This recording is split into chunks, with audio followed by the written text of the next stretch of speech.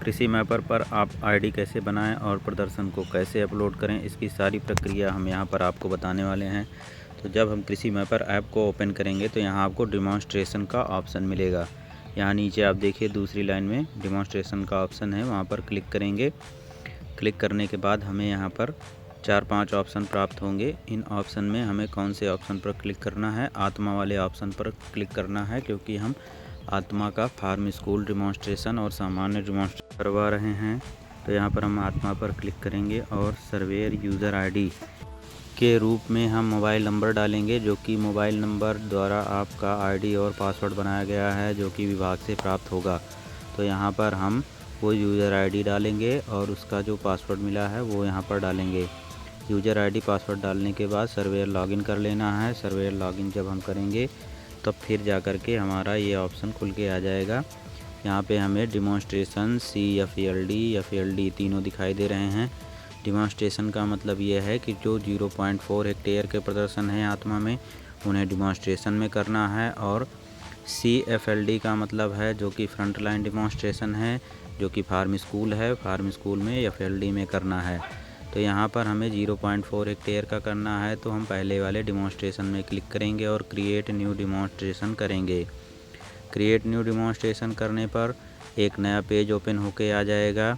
यहाँ पर financial year, demo type, demo area, crop variety, period of release, variety characteristics, ऐसे करके बहुत कुछ मांगेगा। तो यहाँ पर हम फाइनेंशियल ईयर डाल देते हैं। फिर यहाँ पर डेमो टाइप आत्मा ब्लॉक डेमो सेलेक्ट कर लेंगे और इसके बाद डेमो एरिया डालेंगे। यहाँ पर हम 0.4 हेक्टेयर डालते हैं, क्योंकि सभी किसान का हम अलग अलग बना रहे हैं, तो यहाँ पर हम 0.4 ही डालेंगे। अगर सभी किसान का एक में ही बनाते तो जितने किसान हैं उनका सबका 0.4 एरिया जोड़ करके इकट्ठा ही इसमें बना देते, लेकिन हम अलग अलग बनाएंगे। यहाँ पर क्रॉप ग्रुप डालेंगे सीरियल, क्योंकि यह सीरियल की फसल है, तो यहाँ पे हम सीरियल डाल देंगे और यहाँ पर क्रॉप सेलेक्ट करेंगे। क्रॉप इस समय हमारे गेहूँ की बुआई हुई है, रबी का प्रदर्शन है, तो यहाँ पर हम गेहूँ डाल देंगे। और गेहूँ में कौन सी वैरायटी का आपने चुनाव किया है, जो आपने किसान को दिया था उसी का चुनाव करें। तो यहाँ पर हम चेक कर लेते हैं वो कौन सी वैरायटी है जो हमने किसान को दिया था। यहाँ पर सारी वैरायटी गेहूँ की है, तो यहाँ पर हमें दिख गया DBW 187 करण वंदना के नाम से है। इसको हम यहाँ पर सेलेक्ट कर लेंगे। फिर ऑप्शन आता है पीरियड ऑफ रिलीज, यानी कि यह वैरायटी कितने समय पहले रिलीज हुई है। तो यह 10 साल से कम की वैरायटी है, तो इसे हम 10 साल से कम यहाँ पर दिखाएंगे। इसके बाद यहाँ पर वैरायटी के गुण की बात करें तो यह वैरायटी बायो फोर्टिफाइड वैरायटी है, तो यहाँ पर हम सेलेक्ट कर लेंगे बायो फोर्टिफाइड। यह हमारे गेहूँ की प्रजाति का गुण है, तो यहाँ पर बायो फोर्टिफाइड हम सेलेक्ट कर लेंगे। कई ऑप्शन दिए गए हैं जिसमें से हमें सेलेक्ट कर लेना है। फिर हम यहाँ पर सीज़न को सेलेक्ट करेंगे। सीज़न में रबी खरीफ जायद है, तो यहाँ पर हम रबी सेलेक्ट कर लेंगे। और इसके बाद यहाँ स्टेट पूछेगा, फिर डिस्ट्रिक्ट पूछेगा, फिर ब्लॉक पूछेगा। ब्लॉक में हम अपना ब्लॉक सेलेक्ट कर लेते हैं, जो भी हमारा ब्लॉक हो। उसके बाद नेक्स्ट ऑप्शन आएगा विलेज का, वहाँ पर हम जो भी विलेज है आपका वो सेलेक्ट कर लेते हैं, किसान का जो भी विलेज है। यहाँ पर विलेज ढूंढ करके उसको सिलेक्ट करके फिर अंत में रिमार्क का ऑप्शन है। रिमार्क के ऑप्शन में हमें क्या भरना है कि यह हमने डिमॉन्स्ट्रेशन कहाँ पे करवाया है, किस जगह करवाया है, उसका कोई लैंडमार्क, जिससे कि पहचानने में किसी को दिक्कत ना हो, किसी को आने जाने में कोई जानकारी लेने की समस्या ना हो। तो यहाँ पर आप सेलेक्ट कर लेंगे। जैसे वहाँ पर एक मंदिर है तो हम मंदिर सेलेक्ट कर देते हैं। मंदिर सेलेक्ट करने के बाद इसको हम सेव कर देंगे। तो यहाँ पर जब सबमिट करेंगे, सबमिट करने के बाद फिर नया ऑप्शन खुल करके आएगा। यहाँ पर देखिए कि योर यूनिक डिमॉन्स्ट्रेशन नंबर आपका आ चुका है, तो इसे आप सेव कर लीजिए या फिर स्क्रीनशॉट ले लीजिए या कहीं डायरी में नोट कर लीजिए। तो ये हमारा एक डिमॉन्स्ट्रेशन सेव हो चुका है। तो यहाँ पर हम नेक्स्ट करेंगे, यानी कि बैक कर लेंगे। और बैक करने के बाद यहाँ पर हम सेलेक्ट करेंगे सर्च रजिस्टर्ड डिमॉन्स्ट्रेशन। यहाँ पर दूसरे नंबर पर सर्च रजिस्ट्रेशन डिमॉन्स्ट्रेशन का ऑप्शन दिख रहा है। फिर यहाँ पर हम ईयर सेलेक्ट करेंगे 2025-26। फिर यहाँ पर हम सीज़न सेलेक्ट करेंगे, जिस सीज़न में हमने किसान का फीड किया है, तो रबी सीज़न में। फिर यहाँ पर डिमॉन्स्ट्रेशन सेलेक्ट करेंगे, यानी कि जो हमने अभी आईडी प्राप्त की थी वो हमें आईडी यहाँ दिखाई दे रही है। यहाँ पर हम उसको सेलेक्ट कर लेंगे। अब यहाँ पर ऐड मोर बेनिफिशरी का ऑप्शन आ गया है। इसी प्रकार से 5-6 ऑप्शन आए हुए हैं, तो पहले ऑप्शन पर हम क्लिक करेंगे। ऐड मोर बेनिफिशरी में यानी कि किसान का हमें रजिस्ट्रेशन करना है, किसान का सारा डाटा डालना है। तो यहाँ पर हम सबसे पहले किसान का आधार नंबर डालेंगे। किसान से हम आधार नंबर उसका प्राप्त करेंगे और यहाँ पर आधार डाल देते हैं। फिर किसान का नाम जो भी है उसके आधार में वो डालेंगे और उसके पिता का नाम जो भी उसके आधार में है वो भी यहाँ पर डाल देंगे। और फिर किसान का मोबाइल नंबर प्राप्त करेंगे। जो किसान के पास मोबाइल नंबर रहता है वो हम प्राप्त करके यहाँ पे उसका मोबाइल नंबर भी डाल देते हैं। फिर यहाँ पर जेंडर आता है, जेंडर में 3 जेंडर हैं जो भी है सेलेक्ट कर लेंगे।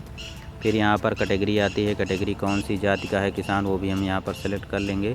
फिर स्टेट पूछ रहा है जो कि ऑलरेडी सिलेक्टेड है, डिस्ट्रिक्ट ऑलरेडी सिलेक्टेड है। यहाँ से हम ब्लॉक से सेलेक्ट करेंगे, जो भी हमारा ब्लॉक है यहाँ पर हम सेलेक्ट कर लेते हैं।